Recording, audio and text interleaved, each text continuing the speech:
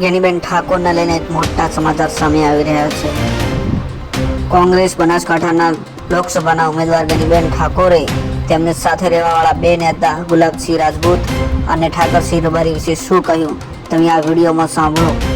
સંપૂર્ણ વિડીયો જુઓ।